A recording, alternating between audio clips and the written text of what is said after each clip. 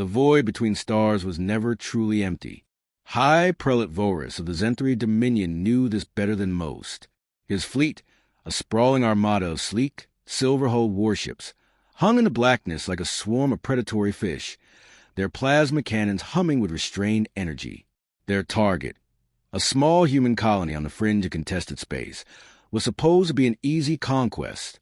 A statement. The Zenthri had encountered humans before, traders, diplomats, the occasional lost vessel. None had been warriors. None had been a threat. Then they saw the ship. It drifted alone, a jagged silhouette against the dim glow of the colony star. No energy signatures pulsed from its hull. No shield shimmered around it.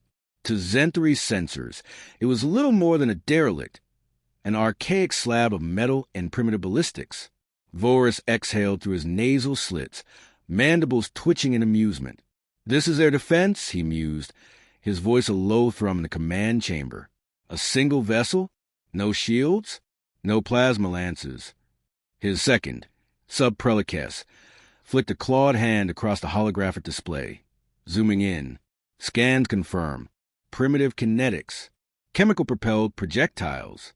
Their armor composition is unusual, but nothing our weapons cannot penetrate. Vorus leaned back in his command throne.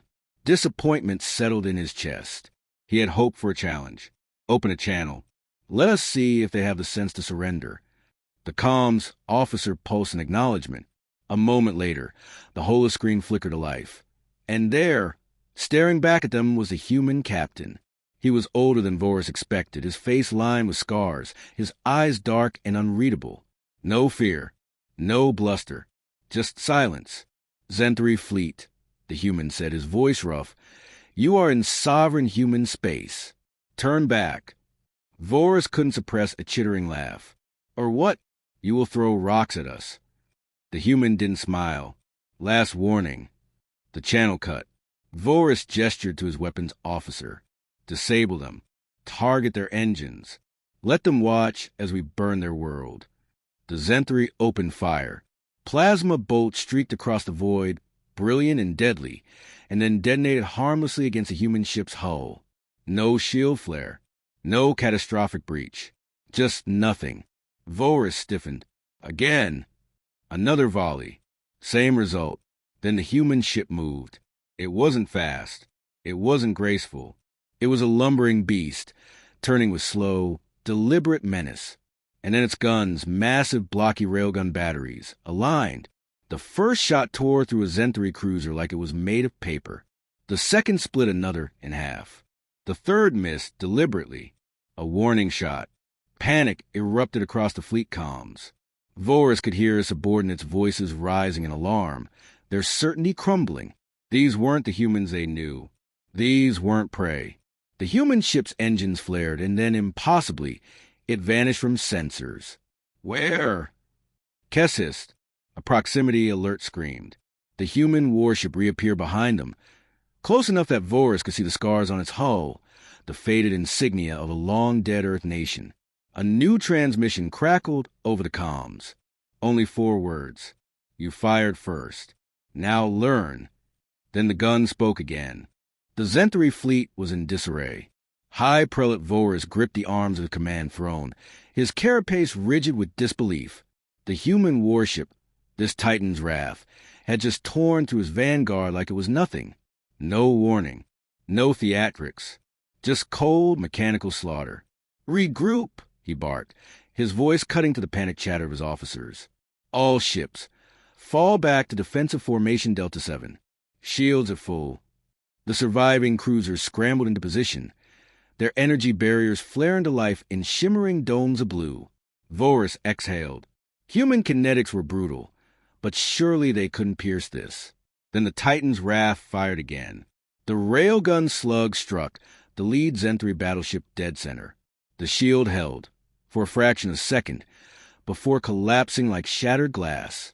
The projectile punched clean through the hull, detonating deep inside. The ship buckled, then exploded in a silent bloom of fire. Vorus' mandibles clenched. This wasn't warfare. This was butchery. Prelate. Kes hissed, her claws skittering across the tactical display.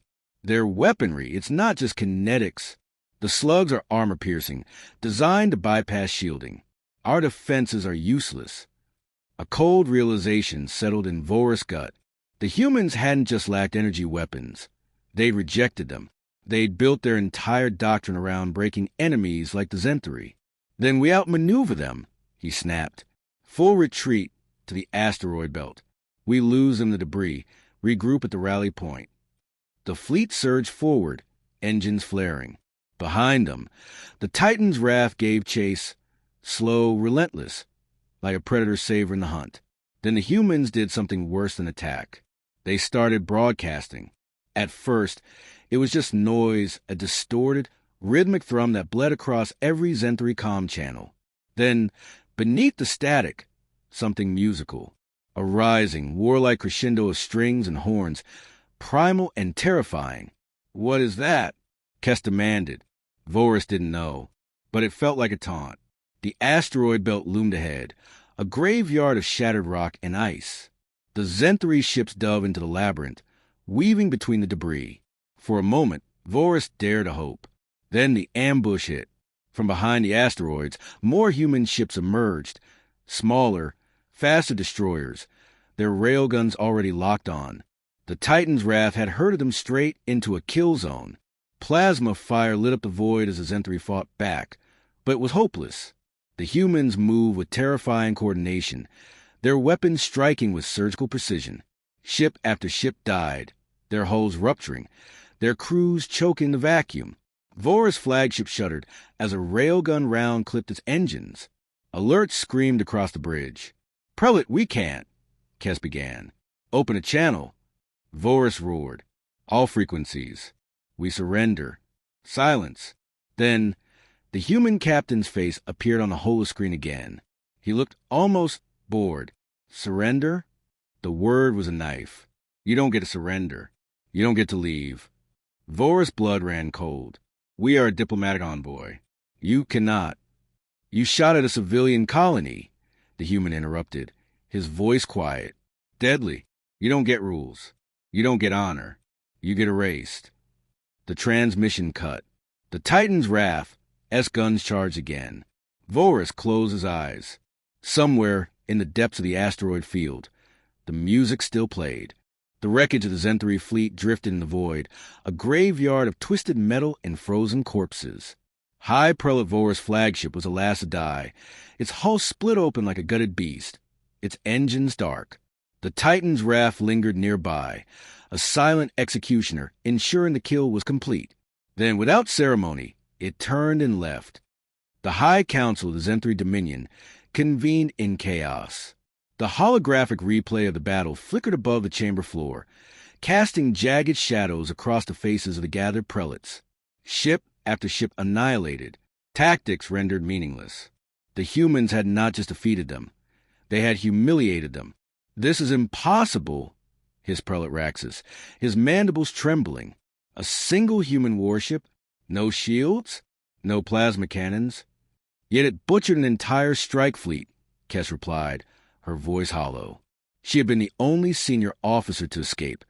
Her crippled shuttle recovered from the debris field. Their weapons are primitive. Their tactics are not. The hologram froze on the final image, the Titan's Wrath looming over Vorus' dying ship, its railguns glowing white-hot. "And the broadcast?" asked the elder prelate, his voice like grinding stone. Kess hesitated. "We analyzed it. Ancient human war music. A psychological weapon. They wanted us afraid." A murmur rippled through the chamber. The Zentri had waged war for centuries, honed their fleets into instruments of precision and terror. But this was something else. The humans did not fight for glory or conquest. They fought to end threats. Permanently. 3 cycles later, the humans sent an envoy. No fanfare. No warship escort. Just a single, unarmed shuttle drifting into the heart of the Zentri home system. The council watched in stunned silence as the vessel docked, as the airlock hissed open, as a lone human stepped onto their sacred receiving platform. He was not a soldier. He wore no armor, carried no weapon, just a simple black uniform. his face lined with the same quiet intensity as the captain of the Titan's Wrath. "I am Ambassador Elias Vance," he said, his voice calm. "I'm here to deliver a message." The elder prelate rose, his carapace stiff with barely restrained fury. "You slaughter our warriors, then come to lecture us?" Vance didn't flinch. "We didn't start this. You did." A ripple of outrage. Vance ignored it. "Your attack on the colony was unprovoked. Your fleet fired first. You assumed we were weak." He paused. "That was your last mistake." The chamber fell silent. "We don't want war," Vance continued. "But if you bring it to us again, we won't stop at your fleet. We won't stop at your borders. We will end you. No theatrics. No grand threats. Just a simple, undeniable truth." The elder prelate stared at him, then slowly sank back into his throne. For the first time in Zentri history, a human had walked into their most sacred hall and spoken without fear, and they had nothing to say in return. The decree was issued within the hour. Asterisk Earth and its colonies are forbidden. No Zentri vessel shall enter their space. No Zentri weapon shall be raised against them. Asterisk. Some called it wisdom. Others called it cowardice. Kess knew the truth. It was survival. Far away, in the depths of space, the Titan's Wrath drifted silently, its crew monitoring the Zentri transmissions. Captain Riker leaned back in his chair, exhaling slowly. "So, they learned." His first officer nodded. "For now." Riker smiled faintly. "Then we'll be ready." Outside, the stars burned cold and endless, and the galaxy remembered. The silence of deep space had never felt heavier aboard the Titan's Wrath. Captain Riker stood at the observation deck, his reflection a ghostly imprint against the stars. The Zentri surrender should have been victory. Instead, it tasted like the calm before a storm. His calm crackled. "Captain, we're picking up an anomaly." Lieutenant Varga's voice was tight. "Not Zentri. Something else." Riker turned, his boots echoing on the deck. "Show me." The tactical display flared to life, a distortion in the void, light bending where it shouldn't. No ship, no energy signature. Just wrongness. Then it spoke. A voice like fractured glass poured through the speakers, translating itself mid-sentence. Asterisk, we observed. We calculated. You are unexpected. Asterisk. Riker's hand hovered over the weapon's console. Identify yourself. Asterisk. Designation irrelevant. You eliminated a pest species with efficiency. This interests us. Asterisk. First Officer Hale stepped forward, her fingers flying across the controls. "No lock. No origin point. It's like there." Asterisk everywhere. Asterisk the voice finished for her. Asterisk. You will stand before the convergence. Your kind will be measured. Asterisk. The distortion surged outward, reality itself warping as something vast and geometric unfolded from nothing. A ship, or the idea of one, its angles too sharp, its presence making the human mind recoil. Riker's jaw clenched. Helm, evasive. All batteries, lock on. Asterisk, resistance is irrelevant. Asterisk, the voice didn't mock. It stated, asterisk, you will comply, or be erased. Asterisk, the Titan's Wrath shuddered as unseen forces gripped its hull. Alert screamed. Engines failing, systems going dark. Hale swore. They're dragging us somewhere. Somewhen. Quantum distortions off the charts. The stars blinked out. Darkness. Then, light. Riker gasped as gravity twisted, his vision swimming into focus on a platform floating in an endless silver sea. Figures surrounded him, not Zentri, not human, beings of shifting light and fractured dimensions, their very shapes a rebuke to physics. One stepped forward. Asterisk, you're the apex of your species? Asterisk, Riker forced himself upright. I'm the one who'll answer for it. The being tilted its head. If it had a head. Asterisk, the convergence has watched civilizations rise and fall for millennia. We cull the unworthy. Asterisk had gestured, and the void rippled with images. Dead worlds, extinct empires. Asterisk, the Zentri were destined for eradication. You accelerated the process. Asterisk. Hale's voice whispered in Riker's earpiece, miraculously still connected. Captain, we're reading. Christ. They've got weapons that make our railguns look like fireworks. The being continued. Indifferent. Asterisk. Your violence is crude, but effective. We offer a choice. Prove your species worth in trial by combat, or be removed from the galactic stage. Asterisk. Riker bared his teeth. Let me guess. No surrender option. Asterisk correct. Asterisk. The platform dissolved. Riker fell and woke strapped into his command chair, the Titan's raft floating in a new star system. A dozen alien warships surrounded them, each more advanced than the last. Hale's hands flew across her console. Weapons hot. Unknown energy signatures. Riker gripped the armrests.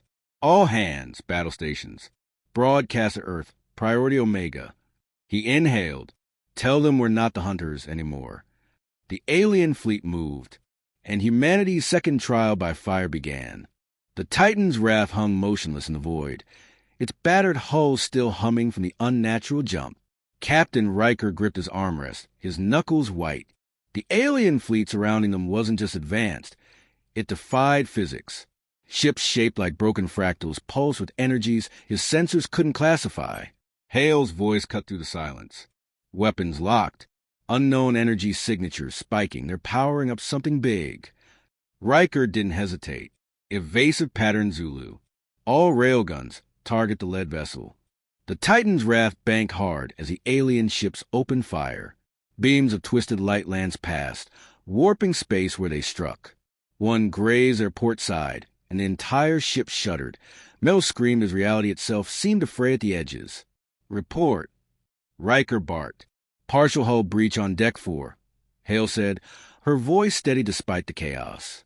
Whatever that weapon was, it didn't just melt through us. It erased parts of the ship from existence.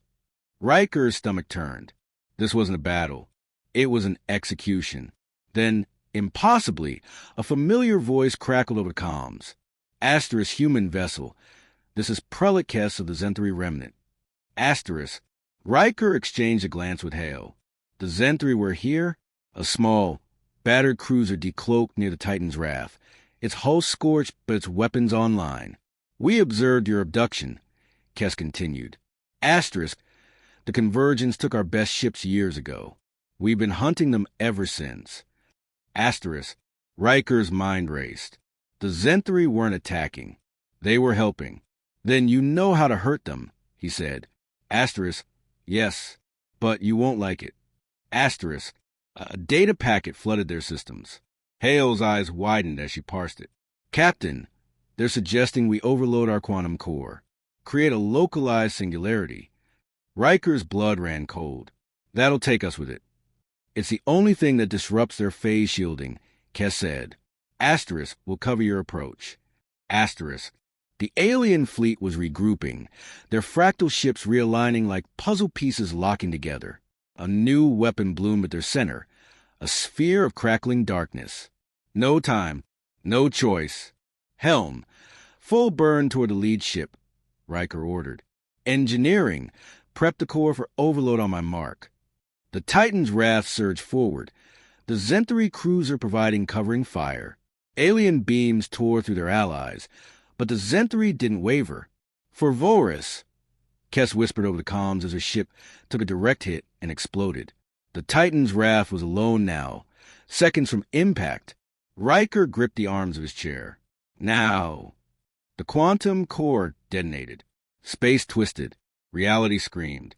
And where the alien flagship had been, there was only a hungry, swirling dark, a wound in the universe itself.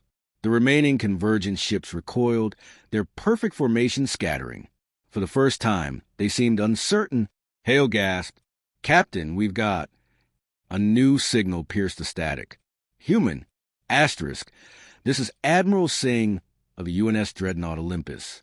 All human vessels, rally to these coordinates. The war's just begun. Asterisk. Riker grinned. The Titan's wrath was broken.